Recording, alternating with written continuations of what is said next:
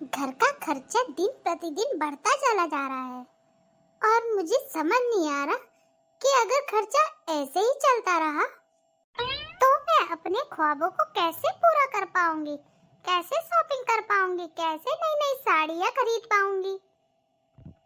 अरे माँ जी, क्या अकेले अकेले बड़बड़ा रही हो? जरा मुझे भी तो बताओ, क्या पता मैं ही आपकी परेशानी का हल कर दूं। हाँ, बस यही दिन देखना रह गया था कि अब मैं तुझसे पूछकर अपने परेशानियों का हल करूंगी। अरे माँ जी, मैं तो आपकी मदद ही कर रही थी। चलो, जब आपको मेरी मदद ही नहीं चाहिए तो मैं क्या कर सकती हूँ। अच्छा चलो, ये बता दीजिए कि आज खाने में मैं क्या बनाऊं? थोड़ा सा जहर बना दे, थोड़ा तू खा लेना, थोड़ा मैं खा लूंगी, दोनों की आत्मा को शांति मिल जाएगा। अरे माँ जी, आपको हुआ क्या है? ऐसी बहकी बहकी सी बातें कर रही हो। भला जहर भी कोई बनाने की चीज है? बहू, मैं बहुत परेशानी में हूँ। अभी तू मेरा मजाक मत उड़ा, वरना बहुत बुरा हो जाएगा। अरे माँ जी, अगर आप कोई बात बताएंगी नहीं तो मुझे पता कैसे चलेगा कि आप किस बात पे परेशान हो। चलो अच्छा, बता तो दो। माना कि मैं आपकी कोई मदद नहीं कर सकती, मगर क्या पता कुछ ना कुछ तो कर ही दूं मैं। क्या बताऊं बहू, खर्चा दिन प्रतिदिन बढ़ता चला जा रहा है और मेरे हस्बैंड की इतनी कमाई नहीं है जितना हमारा खर्चा हो रहा है। समझ नहीं आ रहा खर्चे को मैनेज कैसे किया जाए। माँ जी, इतनी सी बात, ये तो आप मुझे पहले ही बता सकती थी। बेटा, अगर मैं तुझे बता देती थी तो क्या कर लेती। अभी तो तू बच्ची है, अगर मैं तुझे कोई प्रॉब्लम बता भी दूंगी, खामोखा तो टेंशन ले लेगी। हमें तो बुढ़ापा आ गया है, अब हम बूढ़े हो चुके हैं, टेंशन लेने की आदत सी हो चुकी है।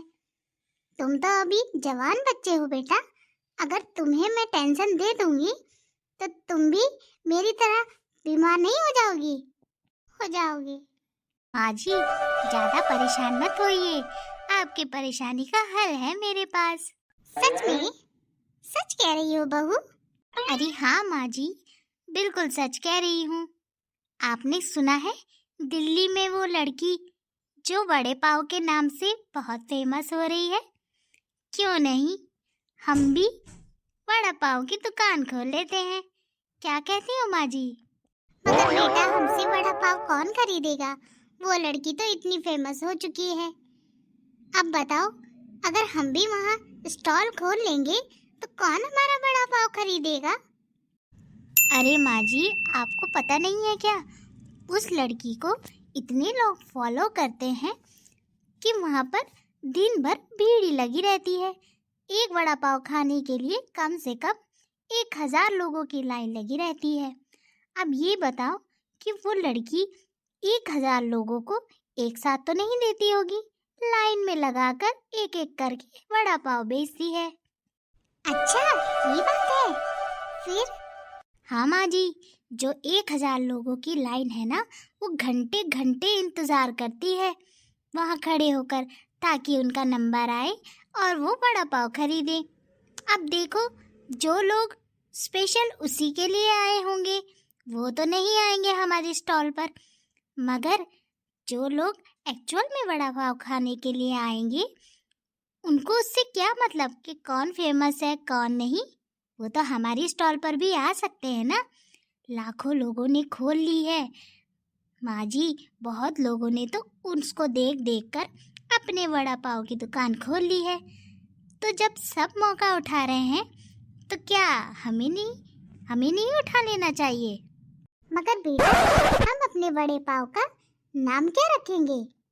माँ जी, एक बार दुकान तो खुलने दीजिए बड़े पाव की, फिर देखना धीरे धीरे नाम भी रख लेंगे। अभी तो हम अपना काम कर लेते हैं, ठीक है माँ जी? और हाँ, उस लड़की का वड़ा पाव जितना भी होगा, जितने रुपए का भी होगा, उससे हम 10 रुपए सस्ता देंगे, ठीक है माँ जी? तभी हमारी बार्गेनिंग अच्छी होगी। बेटा, अगर हम 10 रुपए सस्ता माल बेचेंगे तो हमारा माल खरीदेगा कौन? वो तो ये कहेंगे ना कि 10 रुपए सस्ता है, इसका मतलब बेकारी है, और नुकसान भी तो हमें ही भरना पड़ेगा ना। अरे माँ जी इतना मत सोचिए, चलो चलकर स्टॉल लगाते हैं। ससुर जी से पूछ लीजिए, मैं भी अपने उनसे पूछ लेती हूँ। ठीक है माँ जी? हाँ बेटा, वो तो सही बोल रही है। ठीक है, मैं भी इनसे बात करती हूँ और कल से हम अपने बड़े पाव की दुकान खोलेंगे। ठीक है बेटा।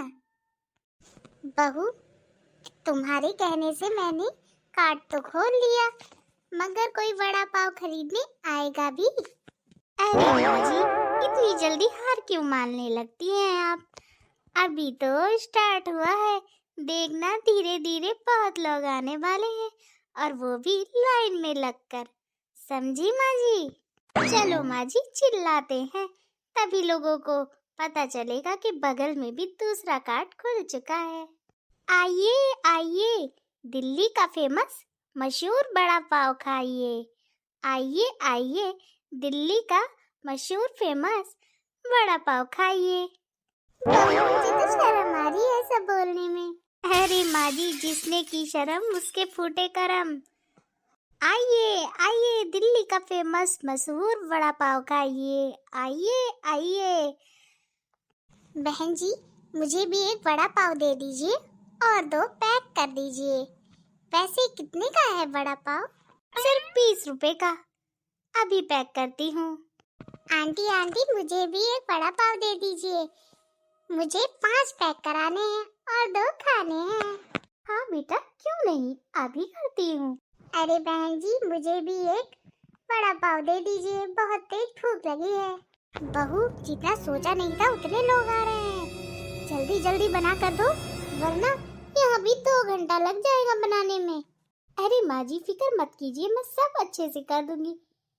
छोटू जल्दी से इनका वड़ा पाव पैक कर दो, और जिनको खाना है उनको जल्दी से लगा दो। बहन जी वड़ा पाव पैक कर दीजिए, मुझे अपने बच्चों के लिए घर ले जाना है।